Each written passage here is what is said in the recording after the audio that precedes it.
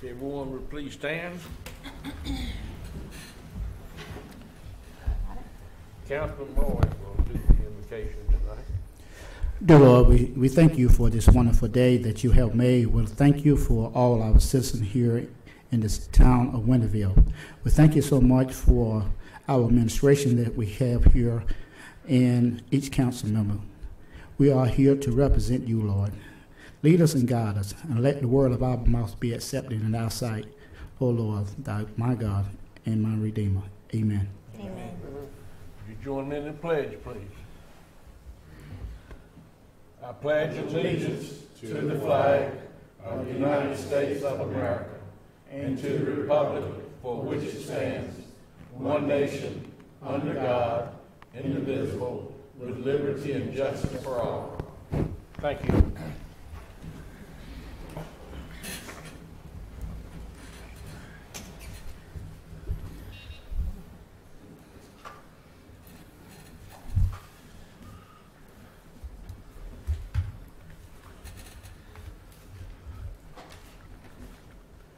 I'd like to welcome everyone tonight, and there is a couple of changes on the agenda. On the presentations, number 4 will be Miss Natalie Edwards. With Rebuilding Together. Right, and we have one other signed up to speak under the public comment. But here, And Mayor, we also, if we could remove introduction of new employees, Miss Norma Holmes, who's one of our newest reserve police officers, has a rather busy schedule, and we've been trying to get her on for a couple of meetings. She could not make tonight's meeting due to previous obligations, but we will definitely have her here for introductions at some point in the near future, but we'll need to take that off as well, please. with those changes, do I hear a motion we approve the agenda? So moved. Second. Have a motion and a second to approve the agenda. All in favor of the motion say aye. Aye. Opposed? Motion carries. Okay. Moving on down to number 7. First one is Eric Gerstein. I'm probably going to mispronounce it, but Pitt County Extension Agent. It's Gerstein, but I respond either way. There are several variations of that, so thank you. Good evening, everyone. As I mentioned,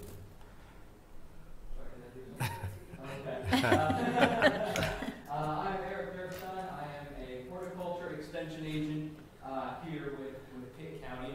So just a quick show of hands.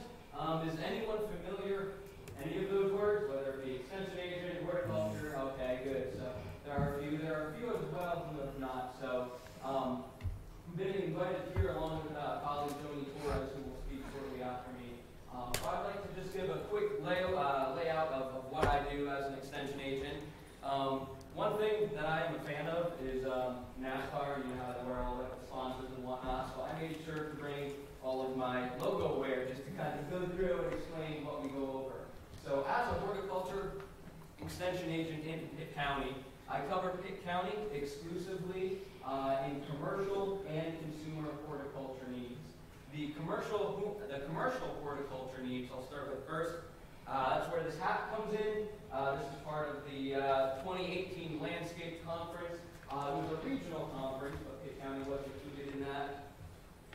With commercial needs of horticulture in Pitt County, we have a lot of residential areas, meaning we have a lot of landscape around here, a lot of professional landscapers that need the proper accreditation in order to apply fertilizers, apply chemicals, knowing what plant to put at what site in order for that plant to properly do well in that site condition. That involves us giving any sort of educational opportunity to them, whether that be pesticide training, whether that be plant identification courses, or anything that is needed in terms of ornamental commercial horticulture.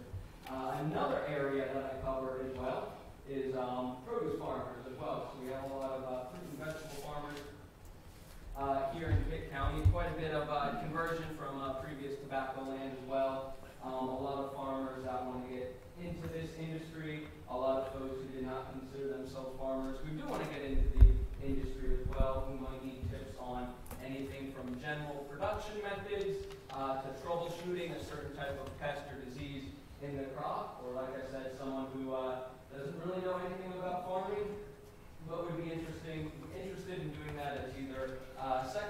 career, a hobby, post-retirement career. And with that being said, one program that we just offered in Pitt County for the first time this year came to completion was called Farm School. It is essentially a business class for people interested in a farming venture. We get specialists. The gentleman's name was Dr. Stephen Bullen out of NC State University. He will bring other specialists as well to Pitt County, and they would meet twice a week. And I won't put him on the spot. However, there was one gentleman here who might have taken that class, so I won't put him on the spot. And with that being said, it's definitely a program I would recommend. We will be having it again in 2019 if that is something you are interested in as well. Another venture that I go into, as I said, is the consumer horticulture end of it. That would be the shirt that I am wearing. The back has it as well, if you haven't seen me dancing around up here. The Pitt County Arboretum is a 7-acre arboretum that we have at the Pitt County Extension Office. This is something that we use not only educationally to teach folks our classes when we have them out there. We also want it to be a recreational use as well, something that you can come out as for the opportunity to use as a park, some downtime, as well as teaching folks. We will do tours upon request. Tours will either be proctored by myself or the Pitt County Master Gardeners, and that leads me into the next end of our consumer horticulture program. We'll teach a 40-hour Master Gardener curriculum. The next one will be coming up at the end of August. Essentially a horticulture 101, I guess you would say, that you can go through, learn the basis of it. That is not the end of it. When you complete that class, we then require much volunteerism as well. That is considered our extended arm into the community, a way to take our specialty, a way to take our education using the general public to then be an extended arm to folks and to people, friends, family, colleagues that I cannot reach individually as well. Pitt County is made up of approximately 50 active Master Gardeners. Obviously, we would like to raise that number with the next class being held here in August as well. Along with that, we will do one-on-one consultations. What I have done a few times, whether it be in downtown Greenville, I've done some in Eden. I don't know that I've gotten called by the city of Winterville yet, but we will do field site visits for any trees that may be a problem. I'm a certified arborist, so if they have areas where they think this might be a conflict of interest, a safety hazard, I can go through, we'll do a tree risk assessment, threefold assessment essentially. Doesn't guarantee anything one way or another, but once we get through with this assessment, we can then draft up a letter to say, yes, it's in the area's best interest that we get this tree removed, or no, this tree necessarily isn't going to pose an imminent threat. So that's something that we provide as well. We provide anything in extension, not just horticulture, but in extension from small on up. We also run, I'm sure several of you folks are familiar or have been involved with 4-H as well. That is an extension-based program, and as a matter of fact, our agent just had a lamb and goat camp today, Joni, I believe?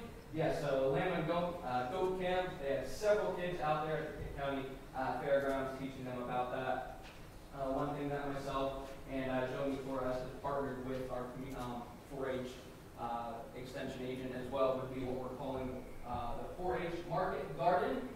With that, it is essentially learning how to produce a crop profitably from start to finish with a bunch of 4-H members. We'll take a plot out of the community garden for these children, do a quick little business model, basically show how much money we put into it, what money we're going to need to maintain that crop and then harvest it, and what we need to sell it for in order to make a profit.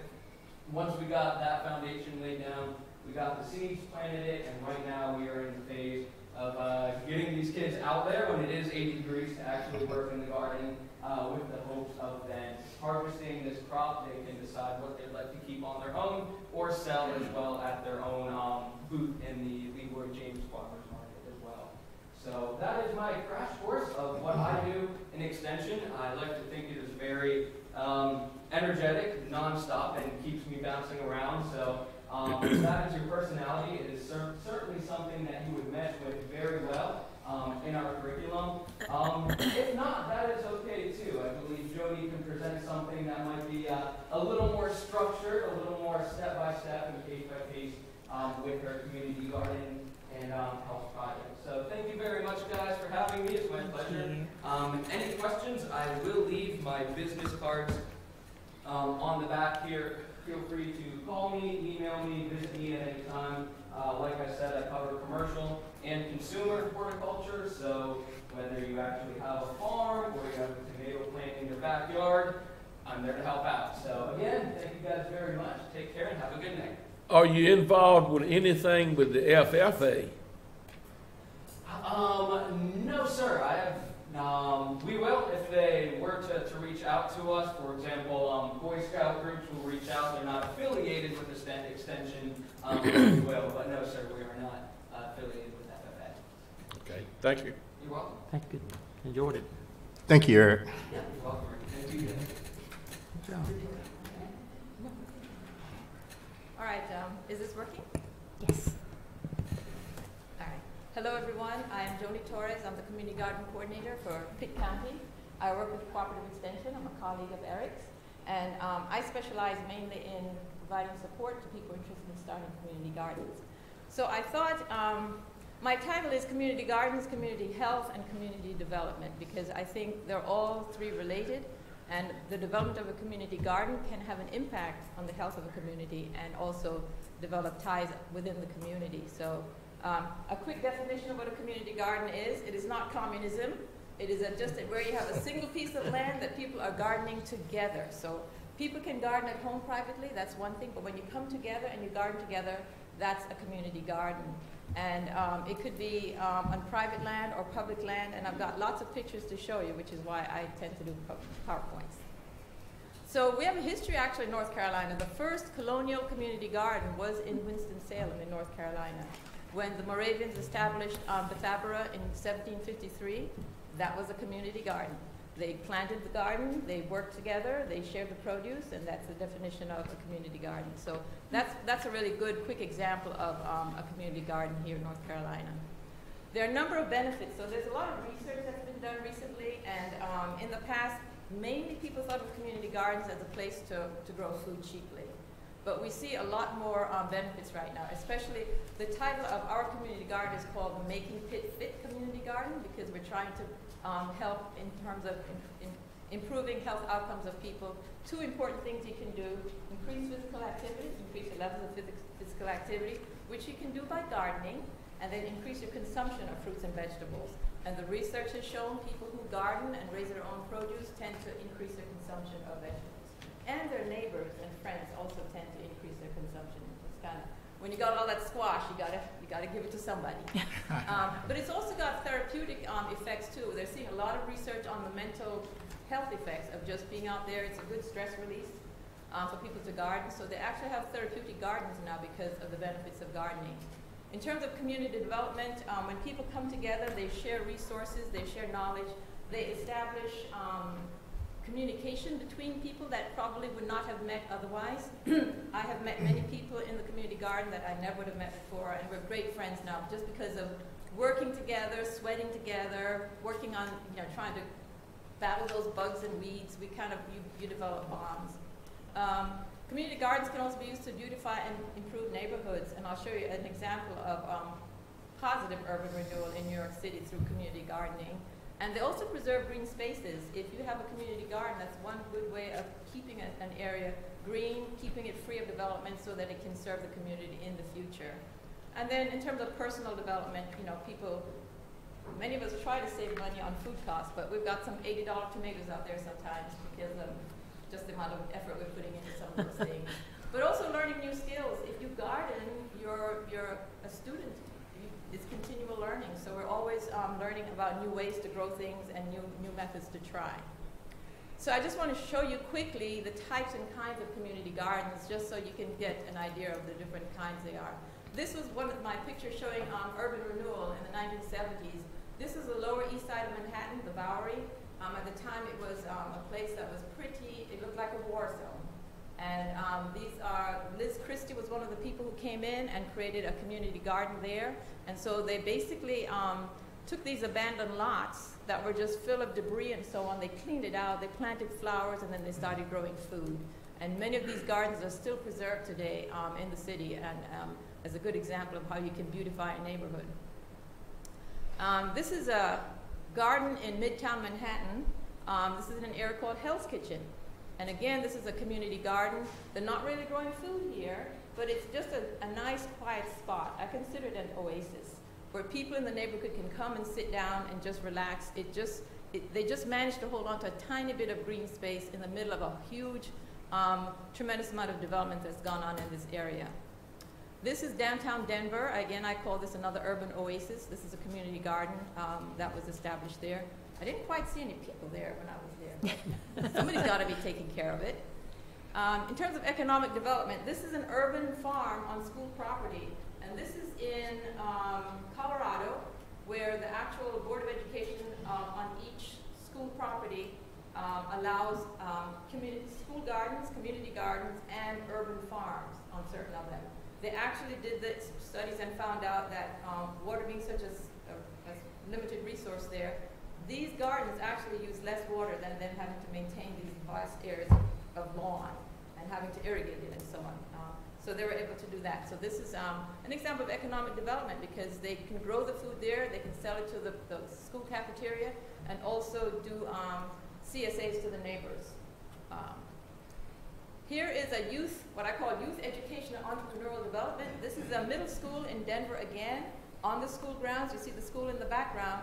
This is a school garden. It's a learning garden, but it's also an entrepreneurial garden because in the summer, the children are able to sell the produce from the garden. They have a little stand outside in the neighborhood because people in the neighborhood can come by, and they can actually sell produce to the neighbors. So I thought that was pretty cool for a neighborhood school project. This is a therapeutic children's garden. This is on public housing, again, in Colorado. And this particular housing development had a lot of immigrant children who had come from war zones. So many of them were suffering from all kinds of issues in terms of stress and PTSD. And so the garden was established to provide a therapeutic outlet for children so they can come and talk and learn and grow and nurture something and become friends with each other because they come from such different cultural backgrounds. This is what I call an adult enterprise garden. It's nice to have big fancy names in gardens, isn't it? So this is a garden. This is again public housing in Seattle. Those are the public housing units you're seeing in the background. This is an enterprise garden where adult, again, a lot of these are immigrant gardeners, but they come from Africa, Southeast Asia, and so on, different cultural backgrounds, but they're able to grow and sell the produce in this garden to their neighbors and able to raise a little bit of money to supplement their incomes. So it's another great idea. Plus they can grow the vegetables that they find hard to find in the stores because some of their vegetables are a little bit different. I call this a giving garden. This is St. Timothy's Church here in Greenville, and right on the church property they're growing a garden, and then they share some of the food among themselves, but they also distribute the food to local soup kitchens. So here is our garden, the Making Pit Fit Community Garden. We're not too far away, actually, just up on County Home Road. Here we are, 1¼ acres. We're across the street from Winter Green Elementary. We're right in what they're calling the hub here. We've got community schools and recreation here, on the senior center, the village of yesteryear, farmers market, and so on. So I'm sure you're all familiar with this site. And this is the layout of our garden when we first got it started. In the center of the garden, where is my cursor? There it is. Right here, this is a children's garden. We have a garden program with the children from Winter Green Elementary. All 12 kindergarten classes come over every spring and we do gardening activities with them. And then in the summer, we use those same beds and we raise food and we share it with a local church as a soup kitchen. So again, look at our name, Making Pit Fit. That's what we're about. That's our mission. This was what I saw when I started working in 2010. It was just a bare field. The county commissioners gave the approval to use this land. And this was, I just took it a few days ago. So I call this a bunch of things. It's an allotment garden because people can come and rent a plot. The plots are 4 foot wide by 20 feet long, and it costs them $15 for the entire year. The best deal in real estate in Greenville, in Pitt County probably. So they can rent it. That's an allotment garden. It's a children's garden. You see where these raised beds are. That's where the children are growing. It's It's a demonstration garden because people are allowed to come in. As long as the gate is open, anybody in the community can come in and just walk around, ask us questions, look and see what's going on. We're a giving garden because we donate food in the summer to the Oakland Baptist Church soup kitchen. Last year we gave 1,200 pounds of produce. And we're an educational garden because I also do workshops. And then in the workshops, we kind of drag them out there. We make them work, otherwise it's not really a workshop. And so we get them to weed and do things like that. But again, it's also educational. The cool thing about our program right now is we're being funded through a grant from Biden Medical Center Foundation. They pay for my salary, so I'm able to stay there and help sustain the garden. Keep an eye on things so we don't get a little too weedy. So the other cool thing about our garden, this community garden, was it was a collaboration of a number of different Pitt County departments. So you're just looking at that: cooperative extension, schools and recreation, public health, soil and water conservation, the planning department, engineering department, buildings and grounds, the public information office. All these folks came together to help it. So I think what I'm trying to get across here is if you want a community garden to thrive and sustain, we have to support it in as many different ways as possible. So you're looking for as many partners as possible. Wintergreen Primary, they provide us with the children. Biden Medical provides us with the funds. And ECU Central Leadership and Civic Engagement provides us with a lot of volunteers to help us maintain it, because it is quite a bit of space. The county also, we have a website there, so if you look on the county website, Making Pitt Fit Community Garden, we're there. And I have resources there if you want to look at how to start a community garden, children's garden, school gardens, and so on. We have resources there. I also have my contact information there if you need any information on that. And since I'm talking to folks who are involved in planning and policy making, I just wanted to just briefly cover some of the ways that we can promote and support community gardens. Number one is where there's vacant land to provide access for people who want to start community gardens, not to provide barriers, but access. Provide help in managing community gardens, creating zoning ordinances that can help create community gardens and give them the ability to remain on site. There's wording that you can use, and we have examples of it I can share with you on how you can write these zoning ordinances. So here's just some examples of how municipalities have supported community gardens. In Seattle, they actually have bond money, they have used public housing funds, neighborhood matching grants, and they have a whole program called P-Patch. And they purchase the land. They have people who are garden educators who go out there and administer these land. They help to improve it, and they do a lot of stuff. It's a fascinating program, and it's available online. Minneapolis allows use of tax forfeited land to be used as community garden sites without charging the folks to use those plots. Madison, Wisconsin, they use federal community development block grants to support community gardens. And there are a number of cities that are now establishing land trusts to preserve those gardens, because what has happened in the past is once a community garden becomes established, property values tend to increase around it, and then the demand for that land becomes very fierce, and eventually they become a victim of their own success. So you go into a neighborhood, you improve property values, and then they kick you out, because now they want that land for development. So there are ways to also try to protect community gardens. And who can provide oversight for these types of gardens? Could be a community organization, cooperative extension. In some states, they provide oversight. Some places, it's the parks and recreation people who manage the community gardens in their area. Some places, I've seen the Board of Education. New York City, the Housing Authority manages their community gardens. Nonprofit organizations, even City Hall. I saw a City Hall in Clemson. Where is it? I can't remember the town name, not Clemson. Anyway, in North Carolina, and they actually have a community garden right on the City Hall, right out there, adjacent to the City Hall, and they administer that, and people come and garden there. And then churches also. So there is a lot of types of community gardens, lots of ways to manage them. I think we're only limited by our will and our imaginations.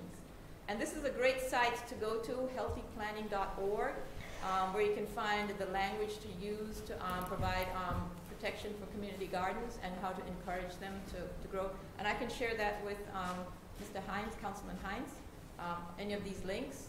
And again, in that document, you'll see the different examples of cities and states, the policy actions they made, the type of policies they did, and links to all that information. So there's lots of information out there. Anybody interested, oodles of stuff. And then here in North Carolina, Extension has a community gardens website where you can also go and do research, and it has information on growing food, the nuts and bolts of it, but also health issues and how to start a community garden. So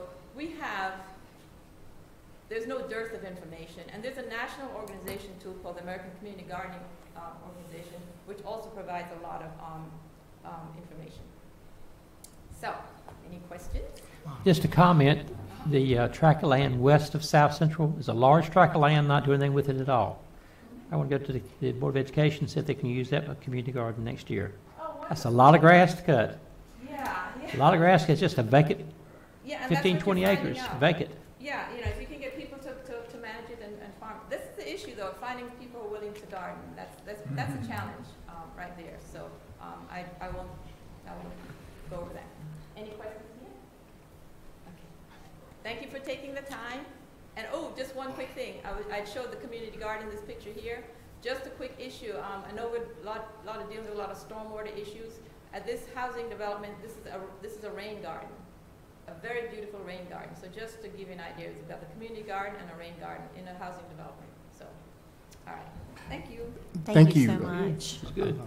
Thank you, Joni. I invited Joni and Eric to our meeting because I was looking around at our farmers market that we have on Thursday, and then also I've been looking around town. We have a lot of vacant lots, and I just thought it would be a good way to get the community together. I mean, and help beautify the community. If we could start some community gardens, that's only going to enhance our town, bring people out, bring people together, and that's what it's all about. And got great resources. I think we should be able to utilize our resources, So again, thank you, Joni. Thank you, Eric. Like they said, they over at the Extension office. Feel free to drop in, call them. They'll be glad to help you. I love their enthusiasm, so thank you once again. Okay, the third one is James Yount, You're not. Wayne County Extension Agent.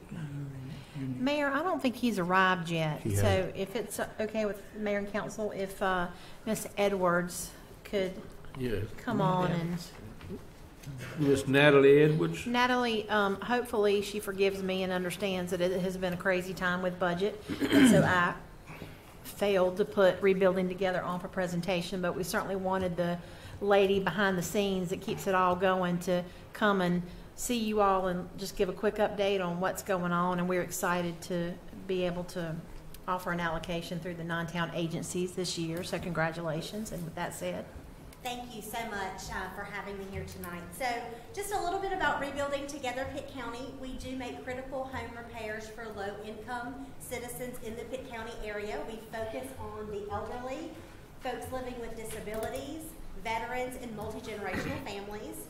In 2015, we were honored to partner with the town of Winterville for your urgent repair program to begin to provide those services. And since that time, we've had 19 homes that have been referred to our program, and so happy to say that all of those homes, 17 have been completed. One is in progress. Work is going on right now, should be finished up this week or early next. And the other home was actually out of scope. The project was much larger than the allocated dollar amount, and so we referred that home to another funding source. So very happy to say that we're looking at applications that have come in this year, so what progress we've made through this partnership. And you may ask yourself, well, what are the kind of repairs that we're seeing? And so all of the homes, when they come to us, they're vetted for criteria. We inspect them all using a national checklist that really guarantees that homeowners are going to be safe, warm, and dry. We look at 25 criteria. The major things that we're seeing here in the Winterville area are around accessibility. Can folks get into their homes? Are the steps falling off of their house? Do they have handrails? Now that they're aging in place, are they able to safely get in and out of their house with having handrails? Do they need grab bars? So a lot around accessibility. We're also seeing a tremendous amount of wood rot here in the south. As you could imagine, humidity is an issue. Pests are an issue, so we might have some termite damage and some wood rot. Also plumbing concerns, water heaters that are failing over time. This winter was very rough on us. We had several projects that were going on during the winter months with pipes that burst, that froze, so we had a lot of those concerns. Roof leaks, that's another concern that we see. Fire safety, it's unbelievable to me the number of homes that we go into that do not have working fire equipment, so smoke detectors, and so thankful for our partnership with the fire department because that's something we don't have to worry about. We just send the addresses over and folks are able to go out, so thank you all for doing that, to make those inspections, to make sure that we have those smoke detectors in place. Also flooring, that's a trip hazard, so carpet that has aged over time and it's rolling up and that maybe someone now is not able to see and they're tripping on the carpet. So those are the common concerns that we're seeing in the homes. There's no way that we would be able to get this work done without our partnerships. Our office is 100% volunteer driven. We have 0 paid staff. So we do all of this work through volunteers with partnerships with all of you, with the town manager's office. We have an extremely strong relationship with the fire department, with Public Works, who they go around and pick up all of the debris as we're demoing these houses and make sure that that debris is taken care of. With our building inspector, to make sure that we're making sure that things are meeting code and we pull permits and all of that work is taken care of. Our area churches, we have 2 churches, Koinonia Christian Center and Christ Church, that have partnered with us. They give us 1 week every year, typically during Pitt County spring break, to do a Mission at Home program where their high school students, their college students that are home from break, and adults take time off from work to come and work here in the Winterville community. Also civic groups, the Winterville Civitan Club is on board as a strong partner. And then partnering with other organizations like HUD when appropriate to make those referrals, Department of Social Services, the Council on Aging, so making sure we make those referrals as well. And it doesn't stop there. We are finding that our homeowners often just lack education. We had one homeowner who thought she had this huge electrical problem, and it truly was she was putting in bulbs that were too large of a wattage for her fixture. And so just providing that basic education. We also have some new partnerships that are too new to name, but I do want to give you a little teaser. We have a local bank who's interested in coming on board and helping us, so we're meeting with them this month. We also have a university from New Hampshire that's interested in doing an alternative spring break here in Winterville, so we're exploring that partnership as well. So very excited about that. And what clients are saying, what your residents are saying about this program is things like, I don't know what I would have done without you. You are angels. God sent you to me. Crying. They just don't know what they would have done without this urgent care program. So I thank you for your continued partnership and hope that we can continue and would certainly entertain any questions that you all might have. Thank you. Rental property. One question? Yes, I have one question. What about rental property? So that's a great question. We do not currently take care of any rental property. So criteria for the program is they must own their own home. It has to be within Pitt County, and they have to meet income criteria. And the reason for that is we certainly want to ensure that we're taking care of homeowners, not someone who's necessarily benefiting from rental income. We would certainly help renters get, if they're having landlord discrepancies, that's a whole other situation, because certainly we know that there are folks that are in those situations. But as you can imagine, in Pitt County alone, we have well over 60 families on our wait list that are just homeowners, so it's a challenge for us just to meet the need there with the limited resources that we have. But that's a great question. Natalie, how many do you have waiting list here in Winterville? Do you know the waiting list here in Winterville? So I would say that we're right now looking at the applicants for 2018, and I want to say we had one alternate that you all approved, so it's ready to move to us for funding, and perhaps 4 or 5. Maybe4 if that. or 5. So we're ready with the next round of funding to take that group forward. The alternate that was approved, we wanted to make sure we didn't get into any overrun situations with this last batch, because you all know it's not like TV, right? You just don't go into an old house and open it up and you're going to be out of there in 3 days. So we wanted to make sure that we were able to meet those on time and on budget. So we do have one alternate that's waiting that's been approved. And typically, how many applications do we receive typically?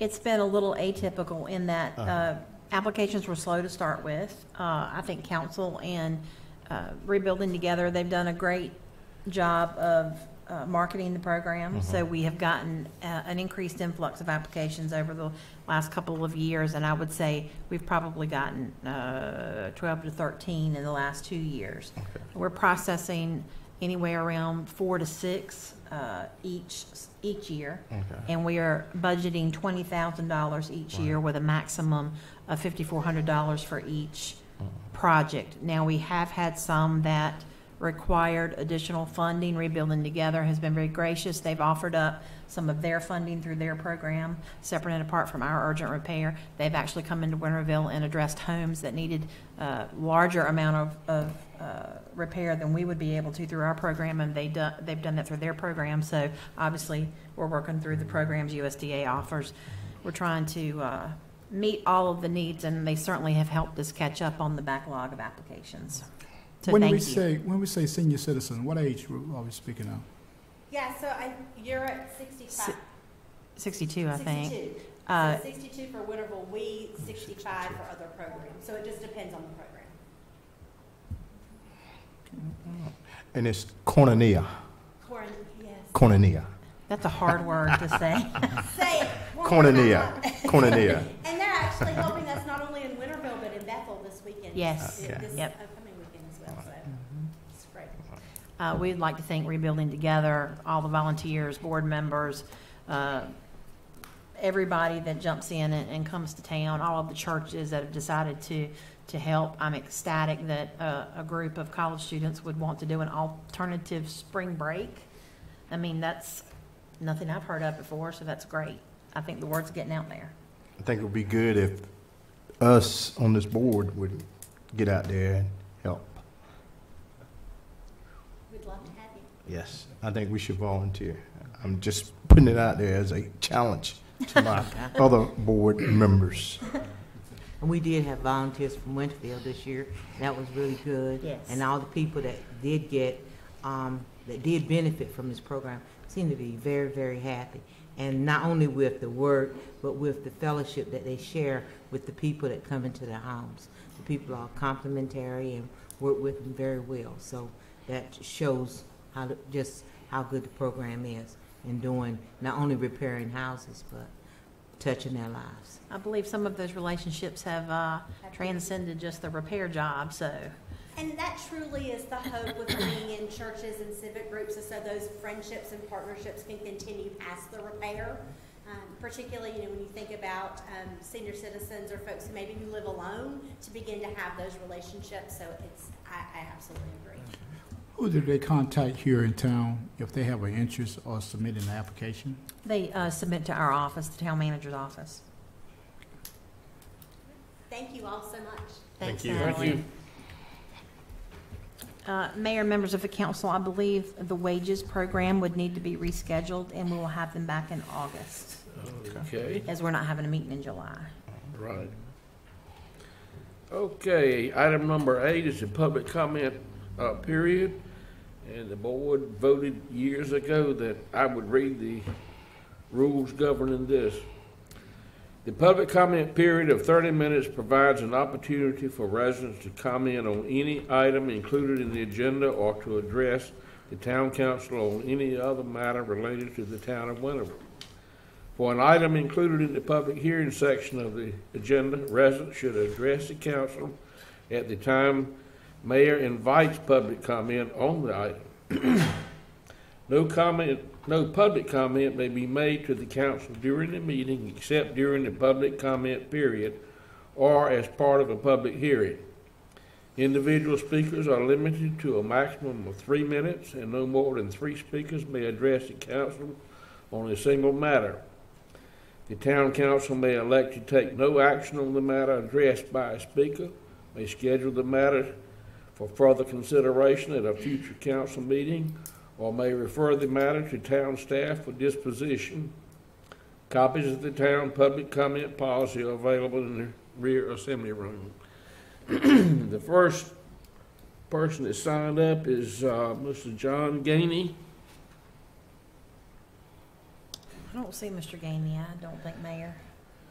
Okay, I don't believe he's here either. Okay. And the second one is Mr. Doug Killian.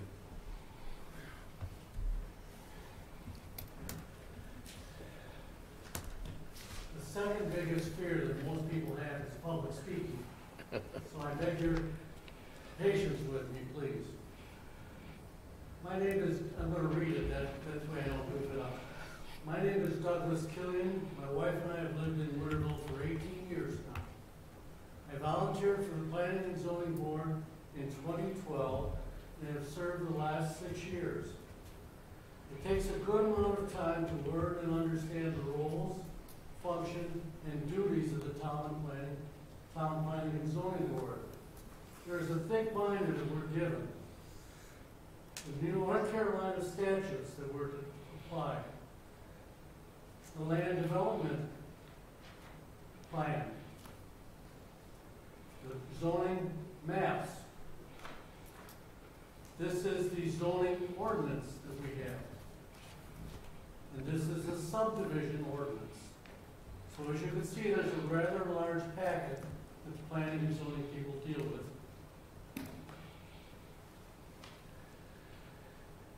To say that it's easy for one to understand these is not accurate. It takes time and effort to learn what we can. The Planning and Zoning Board is an advisory board to this council. Sometimes the council will listen to our advice, and sometimes you do not. The members of all volunteer boards in this town serve at the pleasure of the town council and must be approved before serving. And I'm also sure that you may remove any person on a board by simple vote of the council. I've been attending the town council meetings for the last several years, and I have spoken in support of the sidewalks, and I have supported and recognized excellent staff service when it has been given. I've also spoken in opposition to budget cuts for our library and against new subdivisions that have lots of only 8,000 square feet. Daily I walk around this town every morning. I often take a different route so that I stay interested in my walk because it can get boring after a while. In walking around the recreation park off Ann Street, I've noticed several things I want to make you aware of. First off, there's a beautiful blue heron there in the lagoon every morning fishing. It also seems to be that the 3 aeration pumps in the lagoon may not be working as the ponds are becoming covered with plant life and algae. They're really a mess.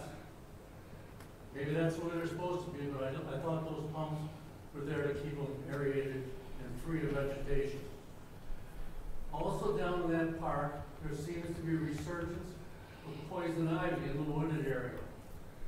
On the rear walking path, the poison ivy is expanding out into the walking path.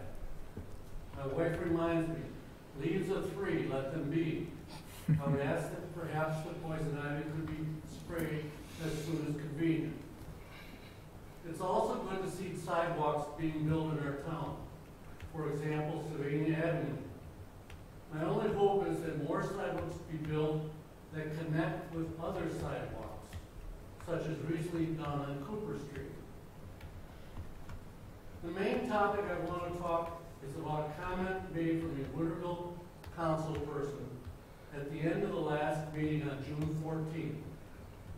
At the end of the public part of the meeting, one council person asked that staff be directed to investigate term limits for the volunteer boards of the town of Winterville. The reason for this, that the council person said that they felt that some volunteer board members were complacent.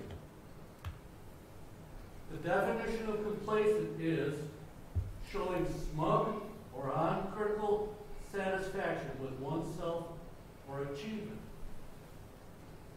3 days after the town board meeting, there was a volunteers appreciation dinner given by the town for all the volunteers, board members. It was attended by many members of the town staff, which introduced their boards. These boards are the Planning and Zoning Board, the Board of Adjustment, Stormwater, Recreation, and Tree Boards. I may have overlooked one, and please forgive me if I have. Attending the Volunteers Appreciation Dinner were 2 members of the Town Council. They attended and spoke words of encouragement to the volunteers. These were Councilman Moy and Councilman Moore. The mayor said his regrets due to a prior commitment. All the volunteers of the boards are approved by this board.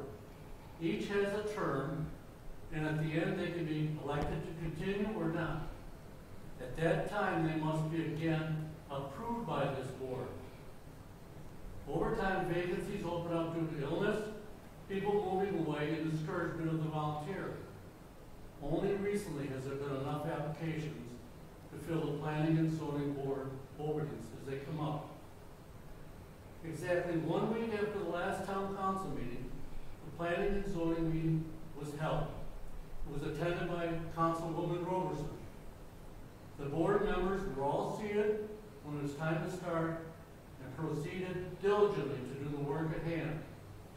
There were no complacent members there, in my opinion. I did not see or hear any complacent members at the volunteer dinner. I am opposed to term limits for the volunteer boards. I feel it is a poorly thought out comment that should not gain credence by this board. As one member of the Planning and Zoning Board said, if that's the way they feel, they can have my seat. If this council person wants term limits, let them propose term limits for the paid members of the council, not the volunteers. In conclusion, I would like to say this, I'm speaking only to the issue and not the person. All of you carry a heavy load, and I support you for doing it. Thank you.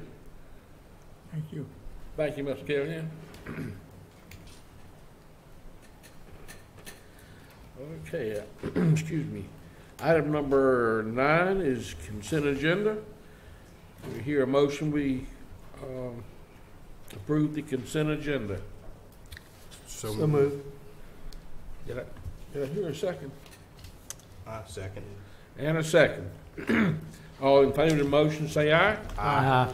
Opposed? Motion carries. Okay. Item number 10 is old business, the street improvements project change order. Good evening, Mayor and Council. The item up for discussion tonight is the street improvements project and the change order. I believe Town Manager has kept everyone abreast of the situations on Gaylord and Ames Street. I know I've had a couple council members out there, and we've looked at the areas as well. And this was just going to formalize the change order into the project for that work at Ames, Drexel, and Gaylord. And also what we're planning to do is lump this into one change order with the previously approved additional work for the stormwater pipe on Bayberry Lane and the milling and resurfacing on Taggart. Does anybody have any questions? Yes, I have one. The increase that we have, when we had the bid submitted, does those bids of the other bidders, does it meet about the same as it is now, where the increase of our new of the project itself? Because we looked at the low bid. Yes, sir. I think what you're asking, and I'll answer this and you tell me if this is correct. The second lowest bidder, I looked at his unit prices for the additional work, and they were 2 to 3 times the unit price for what we're paying this contractor. So if we had went with the second lowest bidder on this job, it would have been tremendously more expensive. The in and out, basically the undercut and select back the undercut, which is taking out the old dirt that's unsuitable, and bringing the new select backfill in is about $28 a cubic yard. I believe the second lowest bidder was over $60 or $70 per cubic yard for that. So it would have been tremendously more expensive. So you're saying that even with the second bid, it would have been an increase? Absolutely. All the bidders bid on the same units, the same number, the same amount of work. We're just simply increasing this work due to unforeseen circumstances.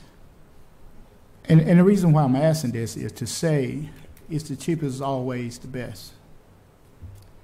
Well, and you know, this isn't something caused by the contractor at all. This is something that the street was constructed on some poor material 40, 50 years ago. I think Councilman Hines would speak to that. He saw some of that stuff coming out there, and it was just clumps of clay.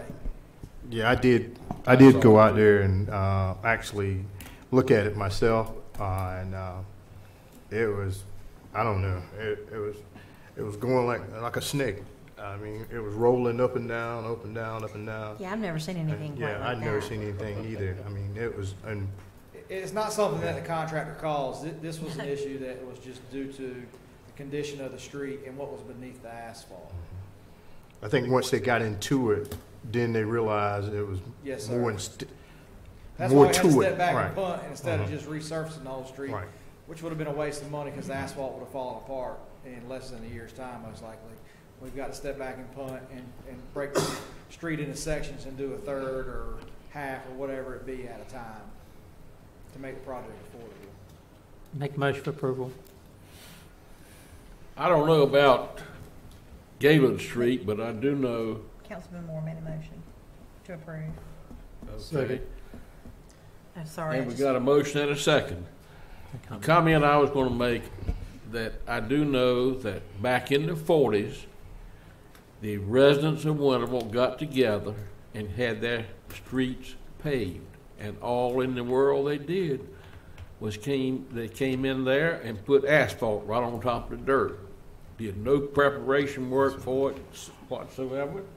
That's what Mr. Tony Day, that's what they did. Said. He said that when they paved Gaylord, they paved right over the dirt. It was a wet summer. He said they paved right on the dirt. It was no surprise that we ended up with At least it wasn't a mud hole anymore, but it. That's what he said. Okay, we have a motion and a second. Any comment? Any Good price. discussion? Good price. All in favor of the motion, say aye. Aye. Opposed? Motion carries. Thank you. Thank you, Travis. Item number 11 is approval of the 2018-19 budget. Mayor and members of the council, you have in your packets the budget ordinance for the upcoming fiscal year. It is presented as we have discussed and been directed to proceed with by council in our previous meetings. And with that said, we would ask for your approval this evening. I make a motion that we accept the 2018 budget. Second.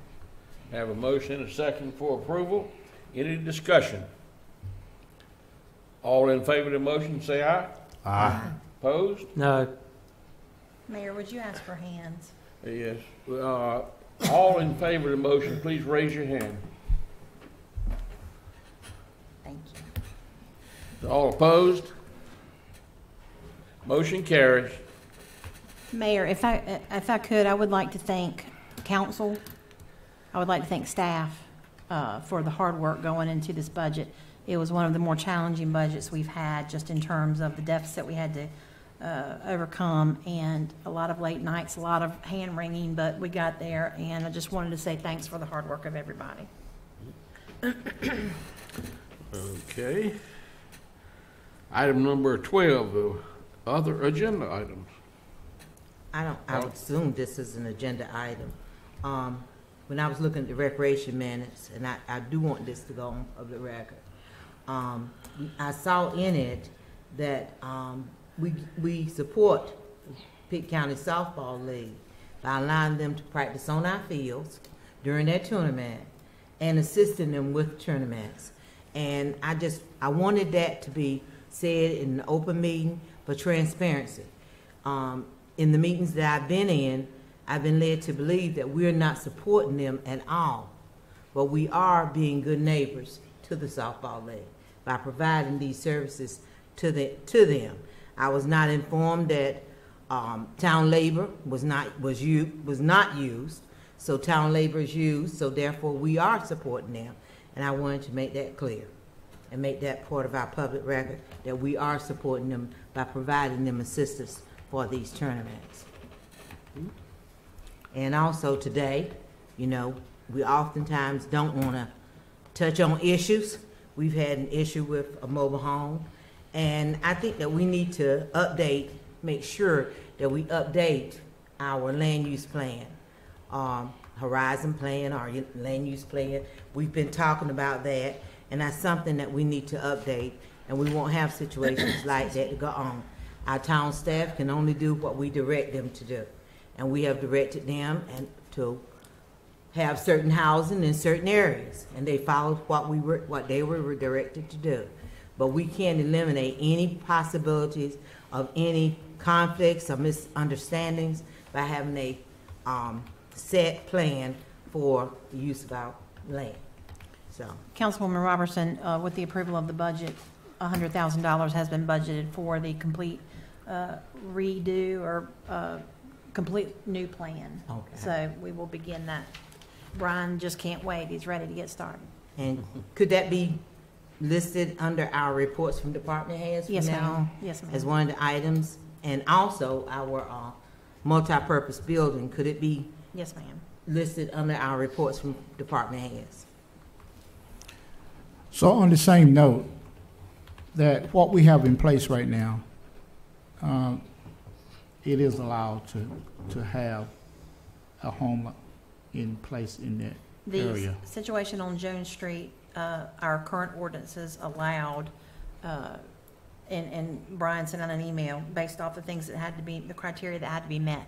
But yes, that home that's currently there now meets all standards. I'm looking at Brian and he's shaking in the affirmative. So yes. pretty much it's conducive to the area, correct? It's allowed in the area. Right, but I'm saying it's conducive because if It's you, allowed, well, let me make this clear. I live in the double wide, right in that area. And I am quite dismayed, I've used that term before today, at some of the comments being made about the house being in that area. But if it's a use that is allowed in that area, it can be there.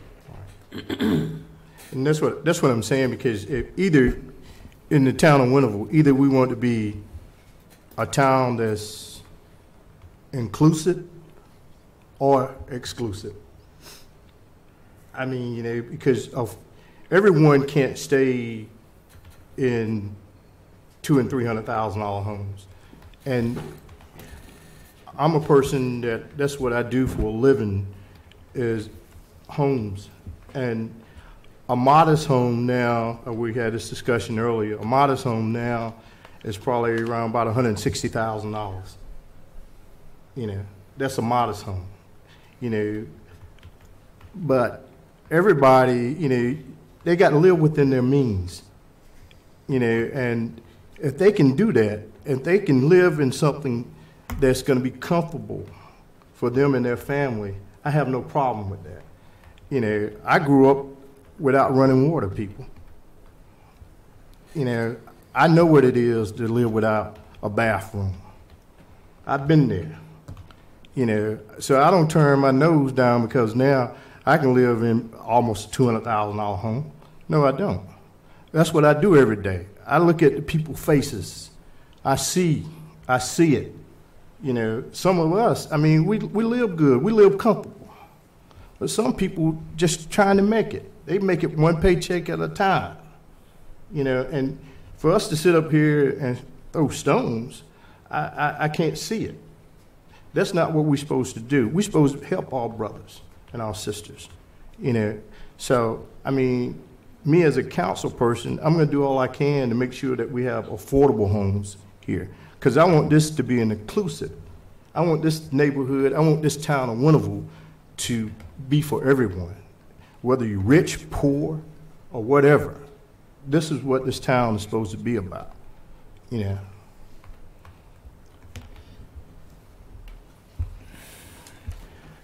One of the things that concerns me is a concern is the value of people place their property. And what I mean by that is, going back to what you were saying, Councilman Hines, you're talking about $200,000, $300,000 homes. And the market value, say, the surrounding area next to you, it's a radius to keep the market up. Don't get me wrong, I'm saying that I know we got to work on this, but you got people, you got citizens through the years have invested in homes and into a community. And then the value of their property is important to them. And I think that's one of the things that we're going to have to address when we have this meeting, or to look at this, because it can cause a problem with the value of your property. Don't get me wrong, I don't think I'm no better than nobody else, and I agree with you. I think everybody should be provided for. But we have to be very careful for the ones that have an investment also. But Mr. Moy, Yes. that's why we have zoning. So like homes will be in like areas. Basically, where our homes are, and I say our because I do live in a double wide, where our homes are, the houses are pretty comparable in value. We do not go into areas that have homes of $200,000, $300,000 and put a double wide, because the zoning requires more than what we would have in our homes, or the size of our homes, or the size of our lots. So we have zoning because of that, to put like homes together. When we talk about, I moved on a lot that my father bought in the 50s. That one lot was 30, the other lot was 30. 60 feet, 2 lots, 60 feet by 200 and some feet. There had been no houses on that lot for about 40, 50 years. Now the value of that land at that time was extremely low because there was nothing there but land. When I put my house there, of course, the value goes up. Now instead of paying if we paid $100 taxes a year, that was it. Now I'm paying over $1,000 in taxes. I've increased the revenue to the town of Winterville by that much or more, with the county taxes too. So when we build in these areas, we're building in areas that say we can build in those areas. We increase the tax value, so I'm trying to figure out what's so bad about putting a double wide on a piece of land that has a value that would be, say $100, and you're putting a house there, and from then on, the tax value on it is over $1,000. I'm trying to figure out what's so wrong with that, and it's an area that the town has designated that you can put it there. I'm not going to go by your house and put one because the area is not designated for the type of house that I would put there. So you don't have to worry about your tax values going down. I keep hearing that over and over and over again, and yes, I am very upset about it. I will say that because I am tired of people putting people like me down in this town. I'm elected. I don't know. Maybe the citizens feel like I'm doing something right because they keep putting me back. When it gets to the point, and I stated in my email today, that when it gets to the point that the citizens feel that I'm not representing them and it's not God's will, I will not be on this board. But until then, I'm going to stand for what I feel like is right. I feel like it's right for citizens in Winterville to be able to put a house on a piece of land that has been designated by the town of Winterville and fits that criteria. Now, we're not bringing down housing values. We use that excuse all the time. Correct. A lady was not allowed to have a daycare. It was going to bring down values of property. I don't see these things that way. So So, what else can we have? That's it. I think that we can make a plan that will allow people an area that they can put that kind of house if they want to. I'm not saying, I don't want to go into Cooper's Point and put one, because that's not what Cooper's Point is all about. But I don't see anything wrong with the piece of land that's designated that way, a house of that type being put there. In that type of zone, what other? In that zoning. In this zone? In that zoning. I'm Yes. not saying anywhere outside of that, but in that zoning area. I think my question is, what other type of structure can you place in this type of zoning? Besides, You can put a single-family residential structure in that zoning. I'm not sure what else, It could have been Brian. a stick built as well. I mean, You can put a stick-built house. That's what I mean. you can have, and what is it? I'm not sure if there's anything else in is it R6? R6, right? Yes, Council. So that R6 is just a residential zone. It's primarily for compatible use of single-family homes. This particular zoning district does allow Class A mobile homes, which would, in layman terms, is a double-wide mobile home. So, but in our zoning ordinance, it does specify certain conditions they have to meet to place that mobile home on that lot. The one in question, anyone that goes in this zoning district would have to meet those, and it is a sizable list that they have to meet. Primarily, the main one's going to be the orientation of the home. The foundation is going to be on, which will have to be a masonry foundation, brick foundation. It can't be a vinyl skirt or anything like that. So it will dress the home up, and it will be listed as real and taxed as real property. And we only have one trailer park in Winterville, and it's decreased in size from what it was when I grew up. Yeah, and that's an We have two. existing mobile It's home two? park. So Yeah. anytime it's an existing land use, it's a vested right. So you hear the term grandfather in a lot. That would be a grandfather use, so they can move in and out, same footprint type of situation. But any other type mobile home situations would have to go through our review and ultimately your approval. And- That would be a mobile home park. And traditionally, it's been Caucasians living in that trailer park. And now, with the double wides, these are mainly African Americans living in double wides, bringing in more of the double wides into town based on what I say. And so this does give them an opportunity for home ownership, which is what everybody wants. Everybody wants to own their own house. And Ms. Robinson, I just want to let you know that I wasn't trying to downgrade you or anything. Well, I just want, and nobody else. But I'm not going to say I'm not hurt by some of the comments that have been made about the kind of house that I live in. I'm not going to say that, because if I did, I'd be lying. Yes, I am. But I want you to know that just know that we're people too. We want a house. We want something of our own too. And if this is a means for us to get it at a price that we can afford, let us have it. We're not trying to invade. We're not trying to hurt anybody. But we want our own too. And you did say that a Class A have to be at least a double wide. Yes, sir. It can't be a single wide. No, sir. I believe council, and it would have been prior to me, but I believe there was quite a bit of work that went into the last plan, and where mobile homes, manufactured homes, all of that, where the locations were approved. So this is certainly not something that is new. It has been on the books for quite some time. And so staff was merely working with the resident to ensure. I'm sorry, Terry. No. From my quick research, this has been on the books since at least 1980. Longer time than I So I mean, it's nothing imagine. new. Absolutely. Well, I just got a question. I used to own a mobile home park, but it was a park, so it was different. I'm just wondering about in your case, Ms. Robinson, if your home were to burn, totally destroyed, could you put back a double wide?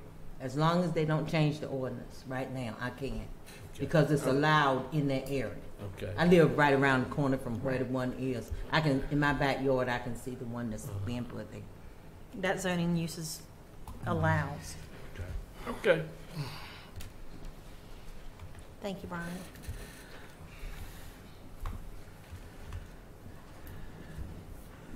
Was that future work I sessions? think we were under other agenda items. Yes.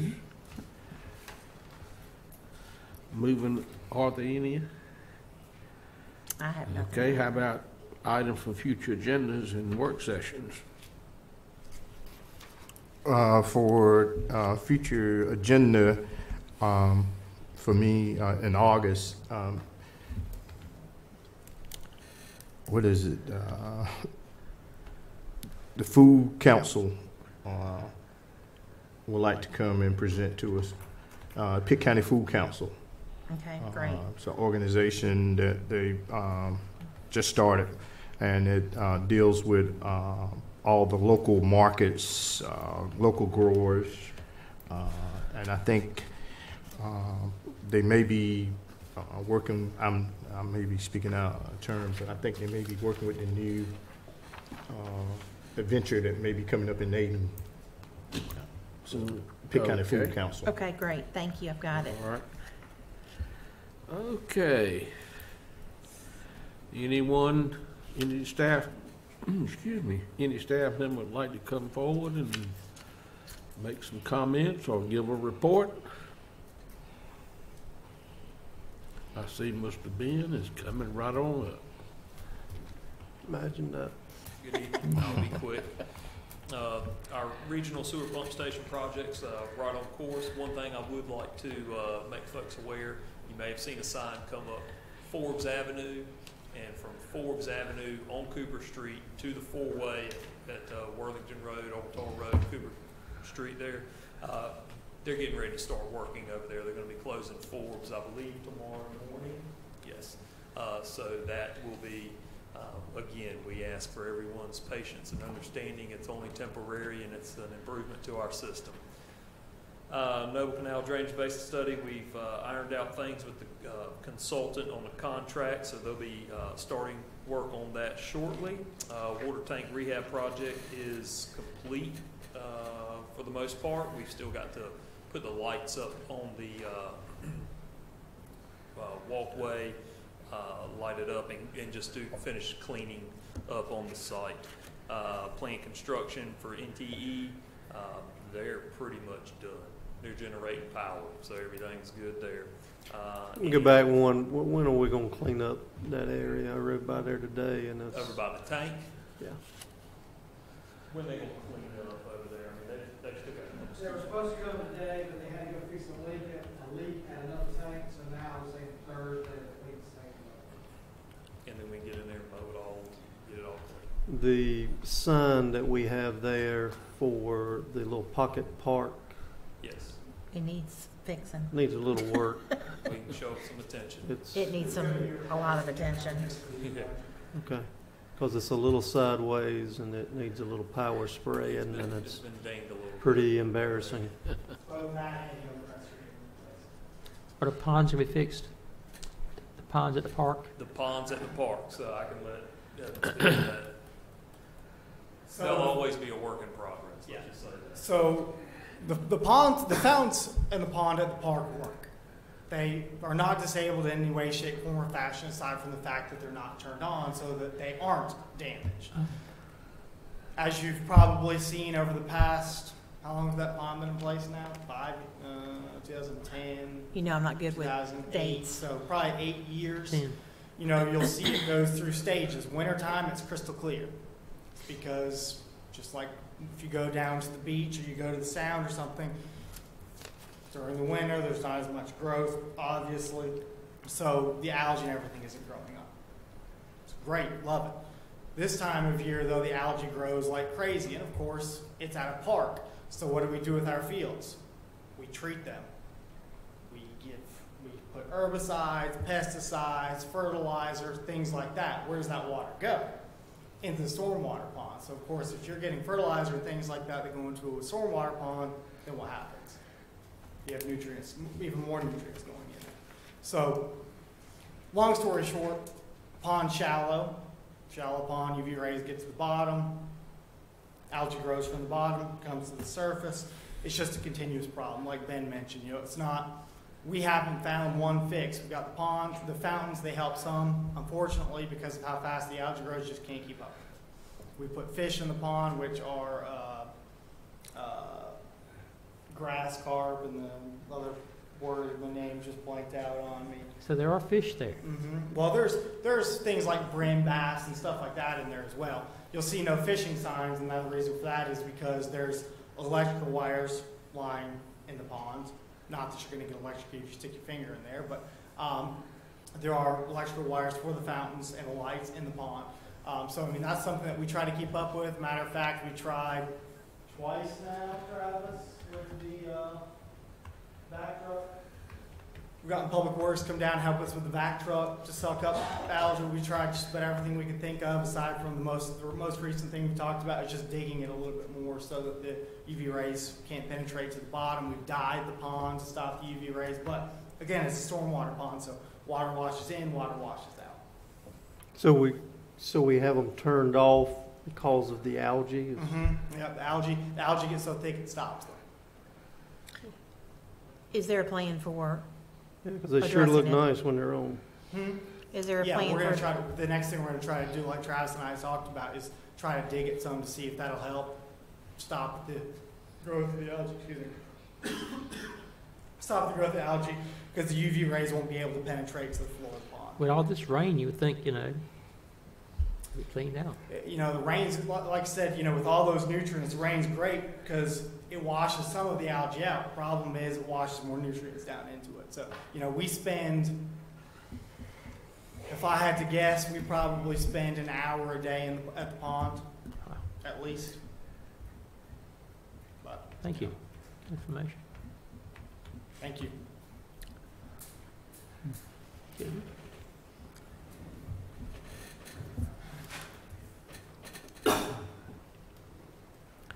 Do we have NTE? a closed session? We do. We do have. Any comments from NTE?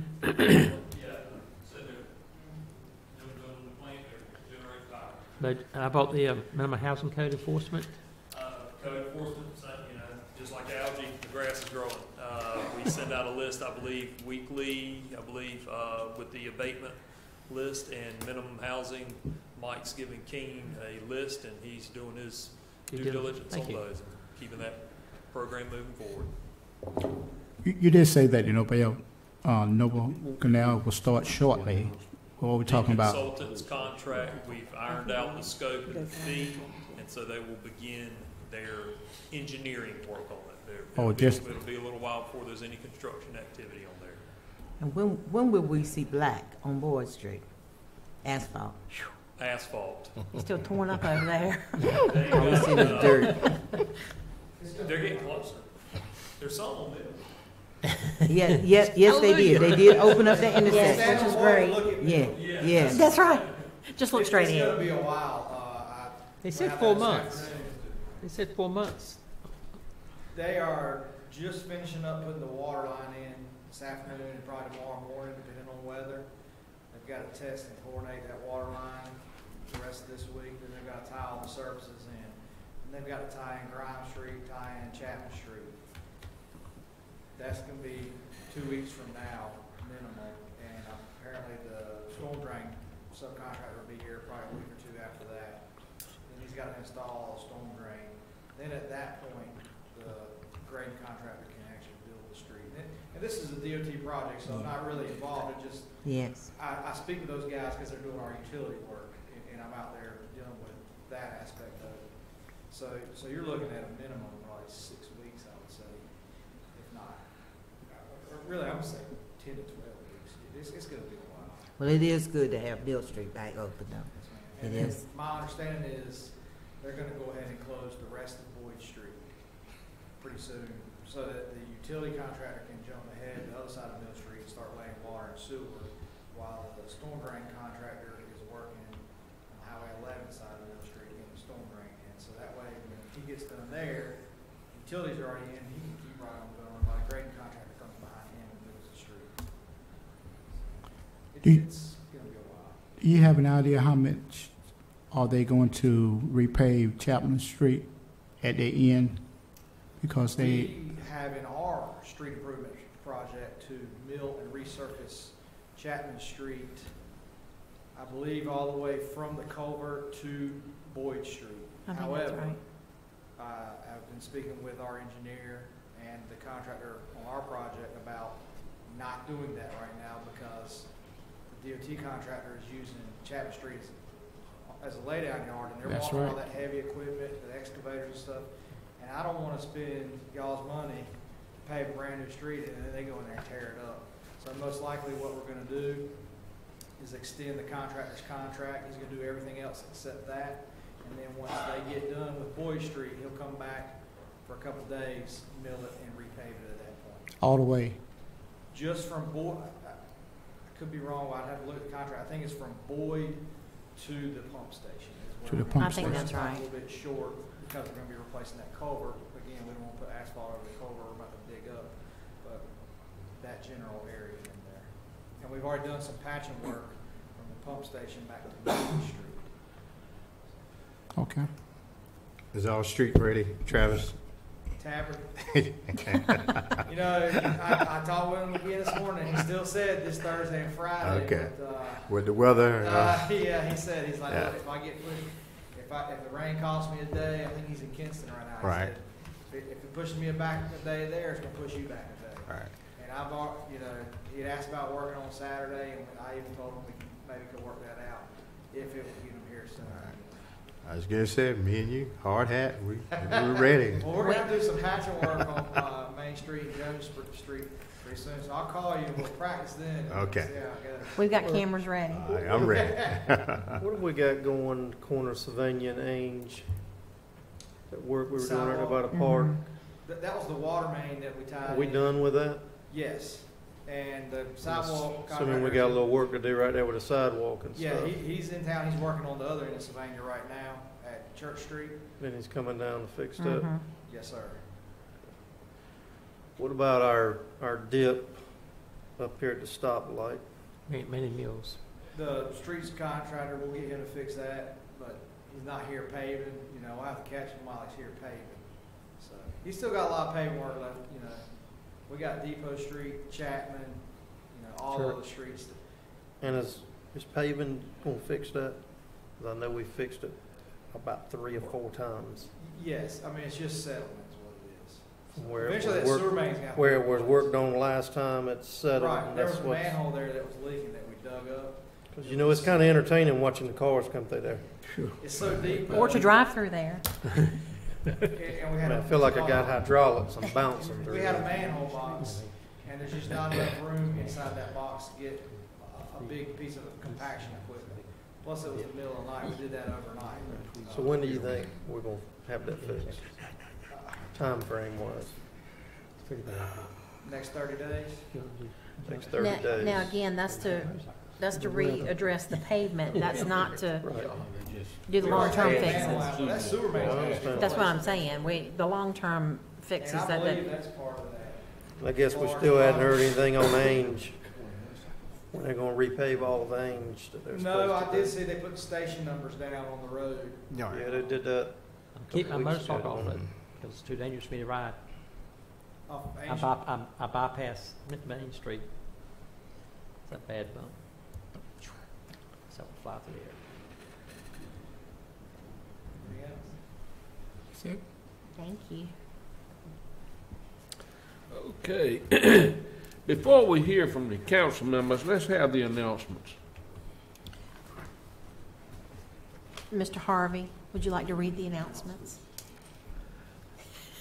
Sorry to put you on the spot, but Well, you sort of threw me into something I hadn't done before, but I'd That's be right. glad to.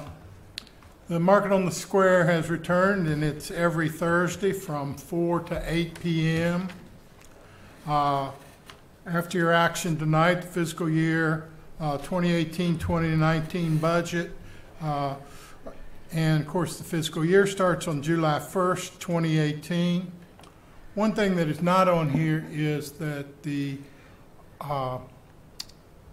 town will be closed on July Thank 4th you. Yes. due to Independence Day, and I do believe that is a Wednesday this year, if I'm not mistaken. The Golden Age Senior Drop-In Program, Shop Till You Drop, is Thursday, June 14th, 2018. They will be going to the Smithfield Outlets in Smithfield. The movie in the park is Despicable Me. Date of that is Friday, June 15th, 2018, and it is at sundown in the Winterville Recreation Park. And then there is the Glow Party on Friday, July 13th, 2018, from 8 till 10. That is for ages 13 through 19, also at the Winterville Recreation Park. And working our way all the way into August, and school just got out, but it's already going to be that time. National Night Out, Back to School Bash, August the 7th, 2018, from 6 p.m. to 8:30 p.m. at the Winterville Recreation Park. Any questions? Thank you, Don. Thank you, sir. Mayor, Thank you. I would ask Robert if he would come forward. I believe he has one announcement he wants to make. You've got the dates. It's easier for you to do it. We do. I know July, frequently we'll have board meetings, just a reminder, and Mark, bless your heart, I hate to tell you this, but August 20th through 22nd is the annual Electric Cities Conference this year will be held in Nashville. Certainly a great opportunity to get together with other municipalities, electric systems, and share our concerns, our causes. So August the 20th through the 22nd? August 20th through 22nd. It is midweek this year. Yeah. Actually, Monday It's through later in Wednesday, the year, I believe. too. Mm-hmm.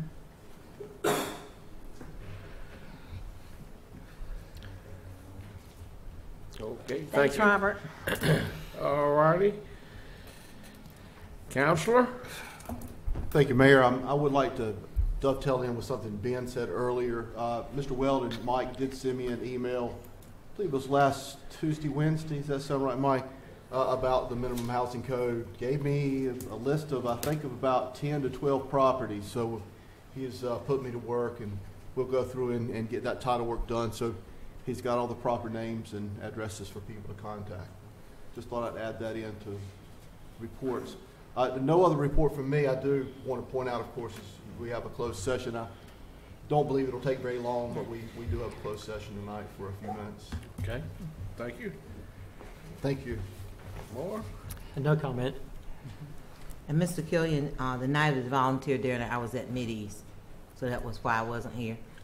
I missed one and had to bounce the other out. But I do appreciate all the volunteers. That's it. I don't have anything, Mayor. Mayor, I had a call this afternoon about the grass is turning brown at the cemetery over there in Rio Branch. Have anybody been spraying anything over there that you know of? Here comes Robert. Also, things we also take care of the cemeteries. If you look at some of the other cemeteries locally, they actually cultivated the grass out there until they have a very nice stand of Bermuda and/or Symphony. We have had a very nice stand of noxious weeds at several of ours. We have sprayed them in an attempt to establish a nicer looking product. Now, if you'll ride around, you'll see the places where the weeds have been killed, and that's what it is. We've purchased our grass seed to go back in places, but it takes time to reestablish it. And certainly, it isn't very attractive right now, but it will be.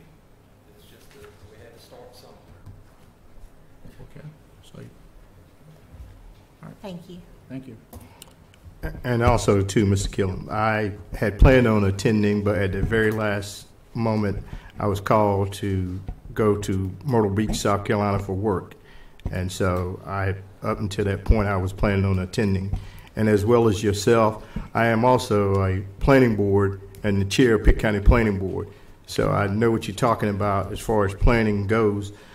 We just had a legislative planning conference, and I shared it with Brian. I think it's very beneficial for all planning board also to attend some of that training as well, because it keeps you updated on everything that needs to go on. And actually, we're actually having a session ourselves in Pitt County, our Pitt County Planning Board. So I know what you mean, and I do respect all volunteers. I've been a volunteer myself, so.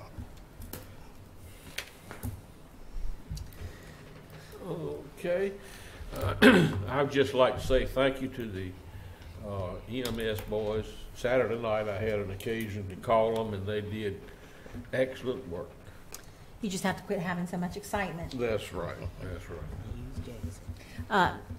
I would also like to say I had a previous meeting, so I was not at the volunteer appreciation dinner, but I did want to say thank you to all of the folks that make it possible for us to continue to keep our town growing and keep it in good standing. So thank you all to all the volunteers.